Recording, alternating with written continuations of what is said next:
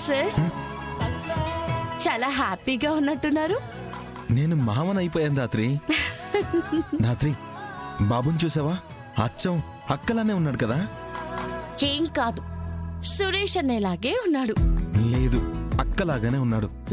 ఆ ముక్కు కళ్ళు నువ్వు సరిగ్గా చూసినట్టు లేదు. సరిగ్గా చూడండి నువ్వు. నా అల్లుడచ్చం మా అన్నయ్యలా ఉన్నాడు. నువ్వు కావాలనే అంటున్నావు కదా. లేదు, నువ్వే కావాలని అంటున్నావు. ధాత్రి, కేదార్, నిన్ను ఓకే, నువ్వు చెప్పినట్టు వాడు వద్దులాగే ఉన్నాడు. ఇంకోసారి నాతో ఆడుకుంటావా? లేదు, అస్సలు ఆడుకోను. చెప్పు, సారీ కేదార్ అని చెప్పు. సారీ కేదార్. ధాత్రి, మనకి పుట్టబోయే పాప అచ్చం జూనియర్ కేడీలా ఉంటుందని చెప్పు. ఆహా, టాపిక్ ఇక్కడికి తీసుకురావడానికి సార్ ఇంతసేపు ఎంత డిస్కషన్ చేశారన్నమాట.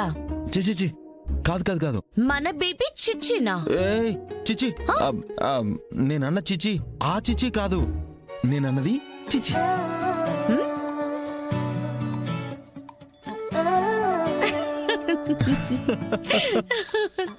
ఏంటి ధాత్రి నువ్వు? ఏంటో తెలీదు కేదార్, నిన్ను ఏడిపేస్తుంటే నాకు భలే మజా వస్తుంది. నువ్వు శాడిస్ట్ ధాత్రి. అయినా మనకి పాపని పుడుతుందని గ్యారెంటీ ఏంటి?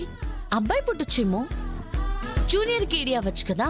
నో నో నో, నో మీసాలు నో గడ్డం. నాకు నీలా ముద్దుగా పొగరుగా ధైర్యంగా ఉండే కూతురే కావాలి. 1 సెకండ్, ఏంటి? నాకు పొగరా?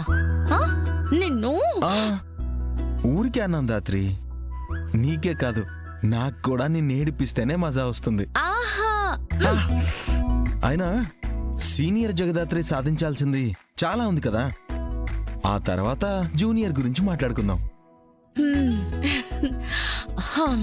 సరే, వదిన పడుకున్నారేమో, చూసి మనం కూడా పడుకుందాం పదా.